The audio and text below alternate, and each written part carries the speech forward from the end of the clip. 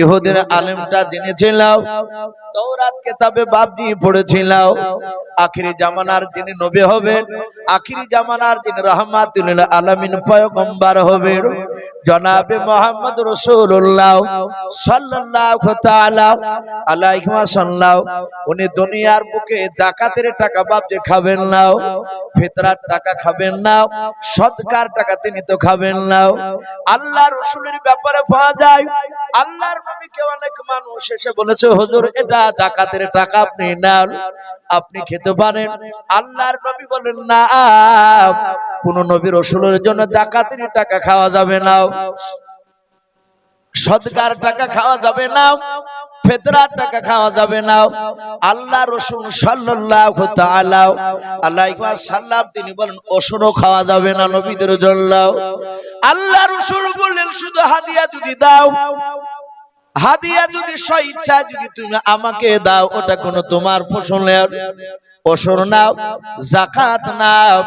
ওটা যদি বলে এটা আমার হাদিয়া, আমার বাগান থেকে আমি এক ফসলগুলো, এই ফলগুলো, খেজুরগুলো আমি ওজন করে যাকাত বের করে দিয়েছি, ওসর বের করে দিয়েছি।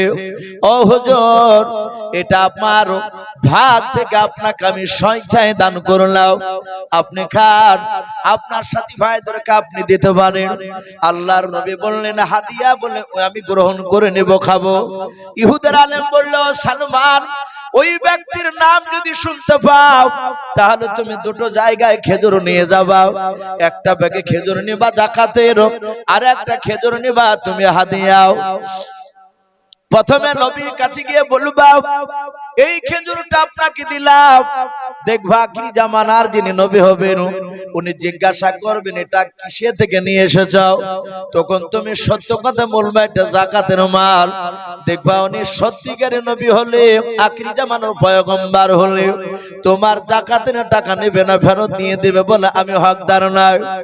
আবার তুমি ব্যাগের খেজুরটা বলবা এটা হাদিয়া, দ্বিতীয় ব্যাগটা হাদিয়া বলে দেবা, দেখবা আখিরি জামানার নবী হলে হাত পাতিয়ে ধরে নেবে, বলুন সুবহানাল্লাহ।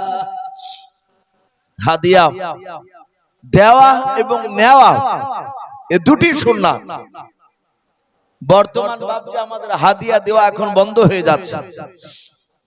একটা গরিব মানুষ একটা বড় লোক মানুষকে সে হাদিয়া দিতে পারে। একটা ছেলে এলাকার নামি দামি লোক, সে যাচ্ছে চৌরাস্তার মোড়ে, আপনাদের যেমন হাসানপুরে মোড়ে এখানে দাঁড়িয়ে আছে, একটা বাচ্চা ছেলে, সে গরিব, পকেট থেকে 10টা টাকা বের করে বলল, হুজুর কি চাচা, হাজী সাহেব যদি হয়, যদি বলে হাজী সাহেব চাচা আপনি এই টাকাটা নেন। ক টাকা? 10 টাকা। বলে এই টাকাটা নেন, আপনাকে আমি হাদিয়া দিচ্ছি টাকাটা। যখনই বাপকে হাদিয়া দেয়া বলা হবে, তার যদি কোরআন হাদিসের দিকে জ্ঞান থাকে সে গ্রহণ করে নেবে। আর যদি অহংকার তাকাব্বুর, সে হাদিয়ার ব্যাপারে যদি না জানে, সে বলবে, এই আমাকে ভিক্ষুক মনে করেছো নাকি, তা তুমি 10 টাকা আমাকে দিতে আসছো। এটা ভিক্ষা নয়, সে হাদিয়া দিচ্ছে যে চাচা এই 10টা টাকা আমার বড় মনের তামান্না আশা, আপনি আমার এই 10টা টাকা নিয়ে এক কাপ চা খাবেন। হাদিয়া করছে আপনাকে, এটা গ্রহণ করা সুন্নাত। আপনি গ্রহণ করে ওখান থেকে চলে গিয়ে আপনি আবার অন্য কাউকে দান করে দিতে পারেন, কিন্তু ওই সময় আপনাকে নিতে হবে, না নিলে গুনাহ হবে। সম্মানিত ভাইরা আমার, বাবা জীবনেরাও, ইহুদির আলেম মৃত্যুর শয্যা ছটফট করছে, ডাক দিয়ে বলল, বাবা সালমান, উনি যদি রাসূল হয় তাহলে তোমার হাদিয়াটা গ্রহণ করবে, আর যদি রাসূল না হয় নিবে না। সে যদি নিয়ে নেয় তাহলে তোমার বাকি জীবনটা তার দরবারে খিদমত করে কাটিয়ে দেব। এই সালমান রাসূলুল্লাহর নাম শুনে বাপজি এসেছিল, 3টা ধর্মকে বাপজি সে রিসার্চ গবেষণা করে ইসলাম গ্রহণ করেছিল, বলুন সুবহানাল্লাহ। এই সেই সালমান মসজিদে নববীতে আল্লাহ রাসূল বাপজি আপনার বসে আছে, মসজিদে নববীর ভিতরে মিম্বারের উপরে আপনারা সকলেই জানেন প্রতিটা জুম্মার মসজিদে বাবজি তিনটা ধাপি বিশিষ্ট একটা বসার জায়গা থাকে না, আগে কাঠের ছিল, এখন অনেক মসজিদে বাবজি টালির হয়ে গিয়েছে, মার্বেল দিয়ে তৈরি করছে। আবার কিছু কিছু মসজিদে কাঠেরও বাবজি তিনটা ধাপই রয়েছে।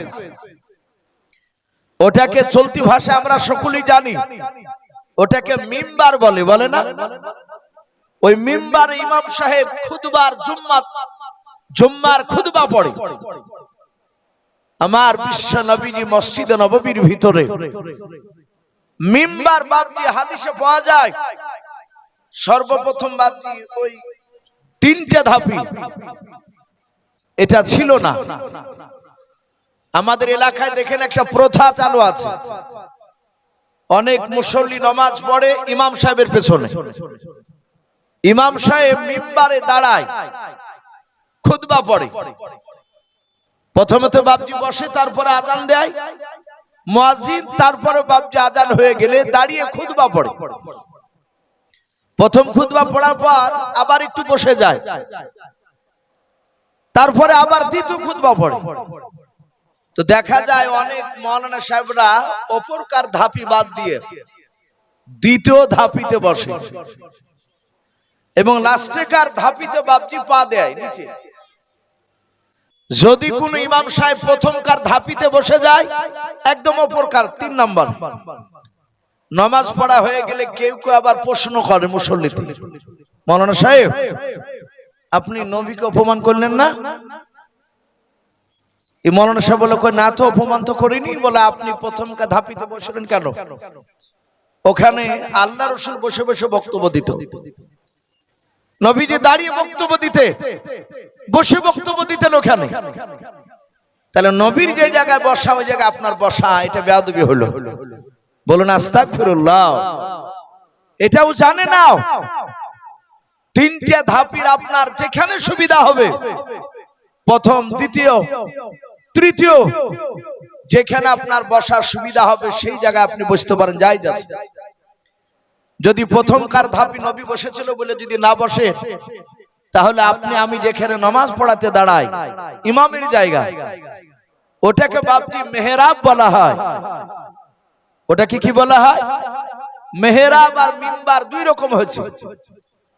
মেহরাব তাহলে বাবজি নবী ওখানে তো দাঁড়িয়ে নামাজ পড়িয়েছে, তাহলে আমরা যারা নবীর জায়গায় বসা জায়গায় বসবো না, তাহলে মেহরাব একটা আলাদা রাখা দরকার, পাশে ফেলে দিয়ে তখন আরেকটা মেহরাবে নামাজ পড়া দরকার। এটা নয়, যে কোনো ধাপিতে বসতে পারে। এই মিম্বার তৈরির ব্যাপারে বলা হয়েছে, আল্লাহ রাসূল মক্কা থেকে হিজরত করে যখন মদিনায় পা দিলে, মদিনাতে সর্বপ্রথম নবী একটা মসজিদ বানালেন। ওই মসজিদটার নাম মসজিদে নববী।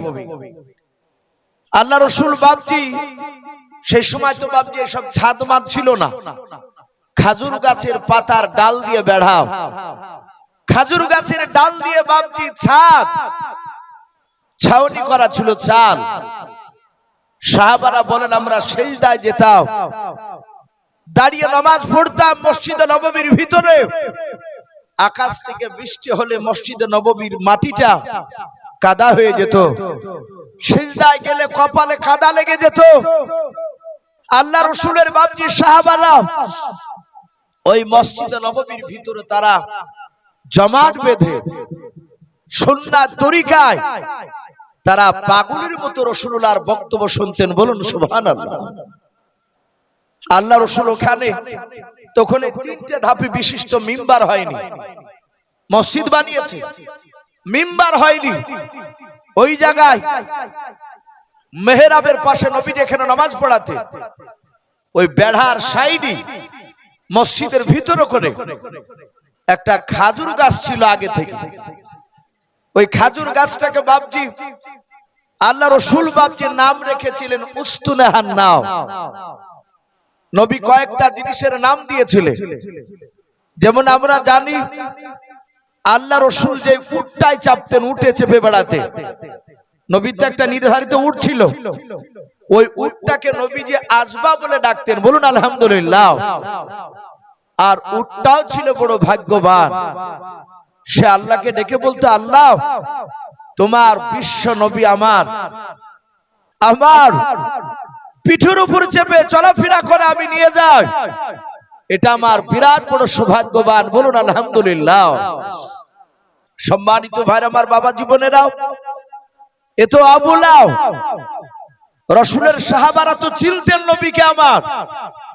আপনারা সকলেই জানেন, আমার বিশ্ব রাসূল আসার বহুদিন আগে একটা নাজ্জাশী দেশের বাদশা ছিল।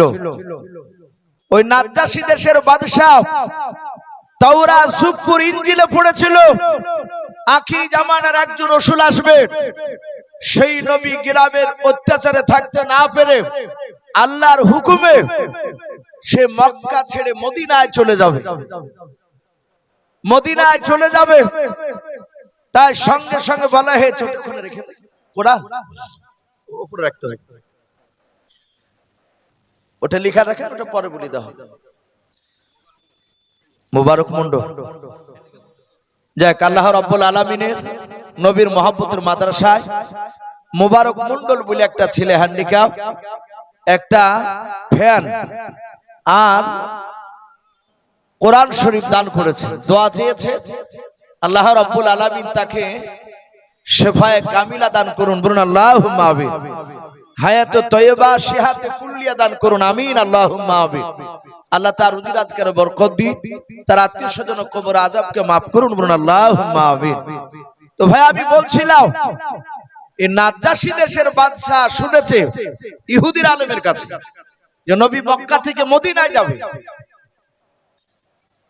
নাজ্জাশী দেশের বাদশা আল্লাহর নবীজি বাপ যে দুনিয়াতে আসার প্রায় 200, কেউ বলেছেন বাপ যে আপনার 220 বছর বাপ পূর্বে বাদশা মদিনায় এসে বাপ যে একটা জায়গা কিনা আল্লাহর নবীজির নামে ওয়াকফ করেছিলেন, বলুন আলহামদুলিল্লাহ। নবীর নামে বাপজি জায়গাটা কিনেছিলেন, ওই জায়গাটা কেনার পর ওখানে নাজ্জাশী দেশের বাদশা বাপ যে ঘর বানিয়েছিল। আল্লাহর নবীজি মক্কা থেকে মদিনা যেদিন চলে আসবেন, আল্লাহর রাসূল যেন কোনো মানুষের বাড়িতে যেন না যায়, আল্লাহর নবীর নামে যে জায়গাটা দান করেছি, ঘর বানিয়ে দিয়েছে, এই ঘরে থাকবে। ও বাপজি ভাইয়েরা, আল্লাহর নবী যেদিন মক্কা ছেড়ে মদিনায় চলে যায়, এক নাই দুই নাই 13 দিন ধরে বাপজি সময় লেগেছিল মদিনাতে পৌঁছাতে, বলুন সুবহানাল্লাহ। আল্লাহ রাসূলের বাপজি খুশির খবর তারা মদিনাবাসীরা শুনতে পেয়েছে। সব মদিনার বাপজি বয়স্ক লোকেরা আল্লাহর নবীজিকে বাপজি আপনার সালাম দেওয়ার জন্য তারা রাস্তার দুই ধারে বাপজি তারা টাপ্পুর মেরে দাঁড়িয়ে আছে।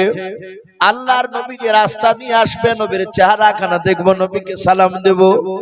ও বাপজি ভাইয়েরা, ছোট ছোট বাচ্চা ছেলেরা ডাক দিয়ে বলল, আব্বা, ও চাচা, আপনারা কেন দাঁড়িয়ে আছেন? মদিনার লোকেরা সবাই নবীজির এত পাগল ছিল, আল্লাহ রাসূলের ব্যাপারে ডাক দিয়ে বলল, বাবা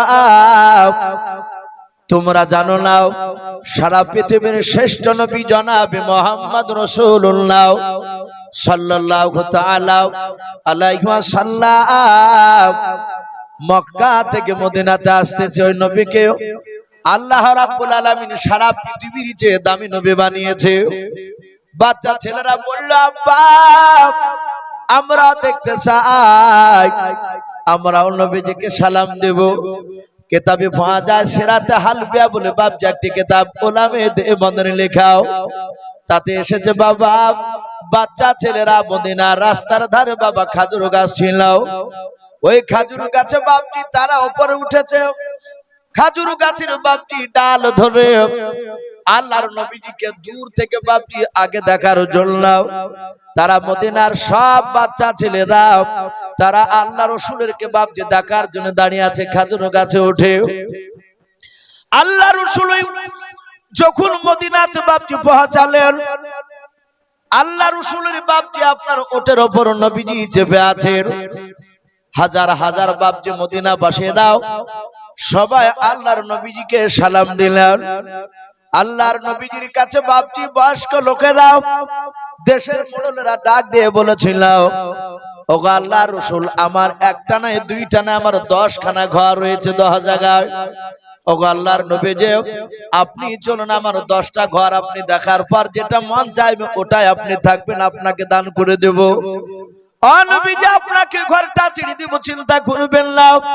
আপনি আপনার বন্ধু আবু বকর সিদ্দিক রাদিয়াল্লাহু তাআলা আনহুকে নিয়ে থাকবেন, এতে কোনো আপত্তি বাধা থাকবে না। ওগো নবী, আপনাকে একেবারে দিয়ে দিলাম। অন্য মুড়ুল ডাক দিয়ে বলেন, ভাই তোমার চেয়ে আমার দামি ঘর রয়েছে, আমার ঘরটা দেব। এভাবে বাপজি মদিনার সব লোকেরা ঘর নবীজিকে দেওয়ার জন্য বাপজি ঝামেলা শুরু করে দিয়েছে। ও আল্লাহর নবীজিকে ডাকে, ও আল্লাহর নবীজিকে ডাকে। আল্লাহ রাসূল দেখলেন এত মহব্বত করেছে মদিনার মানুষেরাও। বাচ্চা ছেলেরা বাবা সালাম দিয়ে খাজুর গাছ থেকে বাপজি নিচে নেমে পড়লাম। আল্লাহর নবীজির চারিদিকে বাবা বাচ্চা ছেলেরা বাপজি ঘুরতে চার নবীজির সাথে হেঁটে হেঁটে যাচ্ছে। আল্লাহর দরুদ নবী আমার মদিনার মানুষের দিকে বাপজি তাকাচ্ছেন, বাচ্চা ছেলেদের দিকে বাপজি তাকাচ্ছেন। কিতাবে পাওয়া যায় একটা বাচ্চা ছেলের নবী আমার হাত ওখানে ধরলেন। তার কিতাবে বাপজি পাওয়া যায় বয়স প্রায় 4.5 বছর বাপজি বয়স ছিল। 4.5 বছরের বাচ্চা ছেলেটার নবীজি হাত ওখানে ধরে বাবা নবী তাকে কোলে তুলে নিলেন। বিশ্ব নবীর পবিত্র জবান দিয়া আল্লাহর নবীজি ওই বাচ্চা ছেলেটার বাপজি কপালে চুমা দিয়ে দিলেন। আল্লাহ রাসূলের বাপজি আপনার যখন কপালে বরকতি মা চুমা লেগেছে, বাচ্চা ছেলেটা বাপজি বড় ভাগ্যবান। আল্লাহ রাসূল বাপজি কান্না করতেছে, বাচ্চা ছেলেটার দিকে দেখে কান্না করতেছে। হযরতে আবু বকর সিদ্দিক রাদিয়াল্লাহু তাআলা আনহু তিনি বলেন, আমি নবীর সঙ্গে মক্কা থেকে যখন মদিনা যখন নবীর সাথে সাথে যাচ্ছিলাম, দিনের বেলা লুকাতাম যেন কাফেররা যেন দেখতে না পায়। আবার যখন কাফেররা আড়াল হয়ে যেত তখন আবার দৌড়াতে লাগতাম, আবার রাত্রিবেলায় দৌড়াতাম। আল্লাহ রাসূলের বন্ধু আবু বকর বলেন, আমি বিশ্ব নবীর চেহারার দিকে চেয়ে চেয়ে দেখতাম। দরুদ নবী আমার একবার সামনের দিকে পা ফেলেন বাবা, আল্লাহর নবীজি পেছন দিকে ঘুরে মক্কার দিকে তাকায় আর কাঁদেন। আবু বকর বলেন, নবী গো, মক্কা থেকে আমার বাড়ি থেকে বেরানোর পর ও নবীজি আপনাকে মদিনা রাস্তা পর্যন্ত লক্ষ্য করে দেখলাম, আপনি বারবার পেছন দিকে ঘুরে ঘুরে কেন তাকাচ্ছেন আর কান্না করেছেন বলুন? আল্লাহর নবী বলেন, ওরে আবু বকর শুনে না, আমি পেছন দিকে কেন ঘুরে তাকাই তুমি জানো না? বলে নাও। ওরে আবু বকর, আমার মাতৃভূমি আমি মক্কায় জন্ম নিয়েছি রে আবু বকর, বড্ড ভালোবাসি আমার দেশকে, আমার জন্মস্থানকে। আমার আবু বকর, মক্কার মানুষেরা ওরা আমাকে চিনতে পারলো না। আমি যে রাহমাতুল লিল আলামিন পয়গম্বর তারা চিনতে পারলো না, ওরা আমাকে তাড়িয়ে দিল। আল্লাহ আমাকে হুকুম করেছেন আর মক্কাতে তোমাকে কষ্ট হতে হবে না, তোমাকে আর মার খেতে দেব না, তুমি চলে যাও মদিনায়। আল্লাহ রাসূল বাপজি মদিনার মাটিতে পা দেওয়ার পর নবী কান্না করতে করতে বাবা একটা বাচ্চা ছেলেকে তুলে নিয়ে গালে মুখে চুমা দিয়ে আল্লাহর নবীজির বাপজি চোখের পানিটা বাচ্চা ছেলেটাও বাবা নবীজির পাগড়ি দিয়ে চোখের পানি মুছাচ্ছেন, বলুন সুবহানাল্লাহ। সমস্ত ছেলেরা অন্য অন্য মদিনাবাসীরা তারাও তাকিয়ে আছে, নবীজি কোলে নিয়েছে। আল্লাহর নবী বলেন, বাবা আমি মক্কা থেকে মদিনায় এসেছি আজকে, ও বাবা আমাকে কি তুমি মদিনায় থাকতে দেবে না? বললাম। অনেকগুলো বাচ্চা দাঁড়িয়ে ছিল, যেই বাচ্চাটাকে নবী সম্বোধন করা নবী খোলে করে তুলে বাপজি কথা বলছিলেন, ওই বাচ্চাটা কান্না করতে করতে বলেছিল, নবী গো আপনাকে কেন মক্কা থেকে মদিনায় কেন থাকতে দেব না? ওগো আল্লাহর নবীজি বলেন, আপনি কেন বললেন? আল্লাহর নবী কাঁদেন আর বলেন, বাবা মদিনার নয় মক্কার মানুষেরা আমাকে প্রথমে ভালোবেসেছিল, ওরা আমাকে থাকতে দিল না, তাড়িয়ে দিলাম। ও বাবা, তোমরা কি মদিনার 10 বছর থাকার পর মক্কার মতো কে আমাকে তাড়িয়ে দেবা না? মক্কার মানুষেরা যেমন তাড়িয়ে দিয়েছে ওইভাবে কি তোমরা তাড়িয়ে দিবা? বাচ্চা ছেলেটা নবীর চোখের পানি মুছে দিয়ে বলেছিল, হুজুর কাঁদবেন না, ওগো নবীজি মৃত্যুর পর আপনার লাশ মদিনা থেকে বাইরে কোথাও যেতে দেব না। বলুন সুবহানাল্লাহ।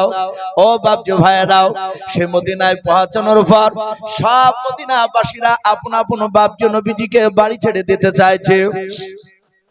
আল্লাহ রাসূল ডাক দিয়ে বলেন, ওগো আমার বন্ধুরাও, ওগো মদিনার সাহাবা সাহাবিয়ারাও, আমি কারো বাড়িতে আমি যাব না, আমি কারো বাড়িতে আগে যাব না।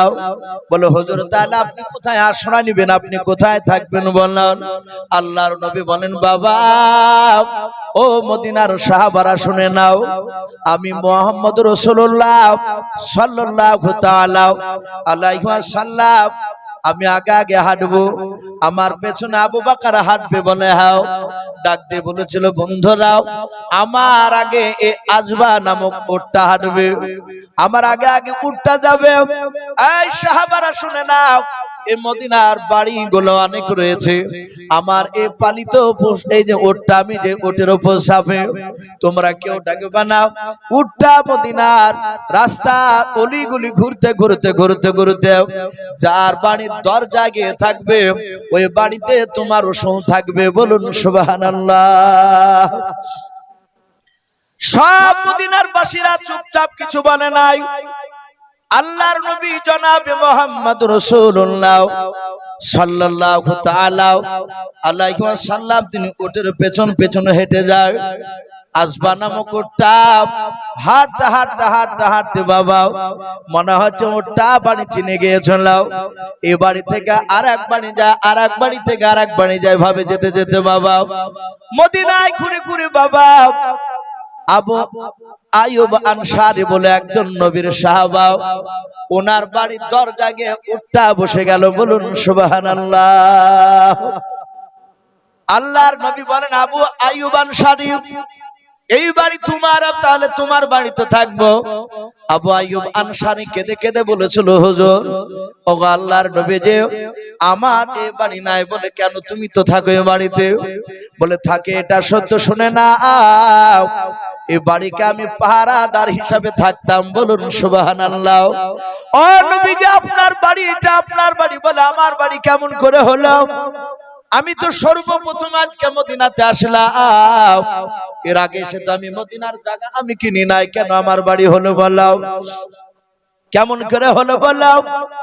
আবু আইয়ুব আনসারী বলেছিল, হুজুর আপনি দুনিয়াতে আসার বহুদিন আগে একটা নাজ্জাশী দেশের বাদশা আপনার নাম শোনার পর আপনার মহব্বতে থাকতে না পেরে আপনি যে মক্কা ছেড়ে মদিনা আসবেন, এটা অন্য অন্য সহিফা কিতাবে দেওয়া ছিল, আসমানি কিতাবে দেওয়া ছিল। ও নবীজি সে নাজ্জাশী দেশের বাদশা মদিনা এসে একটা জায়গা, এই জায়গাটা কিনা বাড়ি করে পালাক্রমে ভাবে মানুষকে পাহারা দিত, তার দরবার থেকে টাকা দিত। ওগো নবীজি এই বাড়ির পালা বর্তমান আবু আইয়ুব আনসারীর পড়েছে। নবী গো এই বাড়ি আমার নয়, কারণ একমাত্র আপনার বাড়ি। বলুন সুবহানাল্লাহ। ও বাপজি ভাইরা, আমি বলছিলাম সেই নবী মক্কা থেকে যাওয়ার উপর মদিনায় বাপজি মসজিদ তৈরি করার উপর আল্লাহর দরুদে নবীজি বাপজি দাঁড়ানোর জায়গা ছাড়া বসানোর জায়গা নাই, মিম্বার তৈরি হয় নাই। আল্লাহর নবীজি গাছটার বাপজি নাম রেখেছিলেন উস্তুনে হান্না। কি নাম বললাম? খাজুর গাছটার নাম দিয়েছিলেন উস্তুনে হান্না। আল্লাহর নবী যে সাহাবাদেরকে নিয়ে নামাজ পড়ানোর পর সাহাবারা মসজিদ থেকে বাপজি তাড়াতাড়ি বেরোতেন না, বলুন সুবহানাল্লাহ। কারণ নবী মসজিদকে ভালোবাসে। আল্লাহ রাসূল বাপজি সাহাবাদেরকে বসে রেখে ঘন্টার পর ঘন্টা নবী বান করতেন, বক্তব্য করতেন। ওই উস্তুনা হান্নাব খাজুর গাছটায় বাবা পিঠ লাগিয়ে দাঁড়িয়ে দাঁড়িয়ে বক্তব্য দিতেন। সাহাবারা চাতক পাখির ন্যায় চেয়ে আল্লাহর নবীজির মুখের দিকে চেয়ে চেয়ে বক্তব্য শুনতেন, বলুন সুবহানাল্লাহ। মিম্বার তৈরি হয়নি, সাহাবারা কেউ জানে না আল্লাহ রাসূল মিম্বার নয়, খাজুর গাছটা এইভাবে পিঠ লাগিয়ে দিয়ে দাঁড়িয়ে দাঁড়িয়ে নবী সাহাবাদের সামনে বক্তব্য রাখার। সাহাবারা ফেলফাল করে নবীর চেহারার দিকে চেয়ে তারা ঘন্টার পর ঘন্টা বাপজি বক্তব্য শুনছিলেন। সাহাবার মধ্যে থেকে একজন বিশিষ্ট সাহাবা, যিনার নাম হযরতে আনাস বিন মালিক রাদিয়াল্লাহু তাআলা আনহু। এই সাহাবার আশা করি নাম শুনেছেন। উনি দামি সাহাবা। উনি মজলিসের মসজিদে নববীর মাঝখানে বসেছিলেন। আমরা অনেক মানুষ বাপজি যে সামনে থাকে একসঙ্গে একইভাবে তার চেহারা দেখিনি। কেউ পায়ের দিকে তাকায়, কেউ মুখের দিকে তাকায়, কেউ হাতের দিকে তাকায়। সাহাবা সালমান বলেন, আমরা সবাই নবীর চেহারার দিকে চেয়েছিলাম। হঠাৎ করে নবীর পায়ের দিকে আমার নজর পড়ল। নবীজিকে দেখলাম নবী দাঁড়িয়ে বক্তব্য দিতে দিতে নবীর এই ডান পাটা একটু মাটি থেকে একটু উপর উঠে গেল। নবী বাম পায়ে ভর দিয়ে বেশ কিছুক্ষণ ধরে বক্তব্য দিলেন। তারপরে আবার দেখলাম নবী ডান পাটা মাটিতে চাপ দিয়ে ভর দিয়ে বাম পাটা আবার একটু উঁচু করে ধরলেন। সাহাবা আনাস বিন মালিক রাদিয়াল্লাহু তাআলা আনহু নবীর এই কষ্ট উনি বুঝতে পেরেছেন। নবী বসার জায়গা নেই, নবী দাঁড়িয়ে পিঠ লাগে বক্তব্য দেয়। আল্লাহ রাসূলের বক্তব্য শেষ হয়ে গেল। নবী বক্তব্য মজলিস শেষের দোয়া করে দিলেন। সাহাবারা সকলেই বাড়ি চলে গেলেন। রহমতের নবী, দরদি নবী আমার সঙ্গে সঙ্গে বাবা সাহাবা আনাস বিন মালিক তিনি বাড়িতে গিয়ে কান্না করেছেন। রাসূলের কষ্ট সাহাবারা সহ্য করতে পারতেন না। এমনি বাপজি সাহাবারা দামি হয়নি। সাহাবার নাম লিলি রাদিয়াল্লাহু তাআলা আনহু বলে না, আবু বকর সিদ্দিক রাদিয়াল্লাহু তাআলা আনহু, ওমর ফারুক রাদিয়াল্লাহু তাআলা আনহু। আপনি আমি মরে গেলে রাদিয়াল্লাহু তাআলা আনহু বলা যাবে বাপ? বলা যাবে না। সাহাবারা নবীর ব্যবহারে, সাহাবার ব্যবহারে নবী এত খুশি হয়েছিলেন, সাথে সাথে আমার আল্লাহ ও সাহাবাদের উপর রাজি হয়েছিলেন, বলুন সুবহানাল্লাহ। আনাস বিন মালিক রাদিয়াল্লাহু তাআলা আনহু তার স্ত্রীর কাছে গিয়ে কাঁদছেন। ওনার স্ত্রী বলছেন, ওগো প্রাণের স্বামী আপনি কাঁদছেন কেন?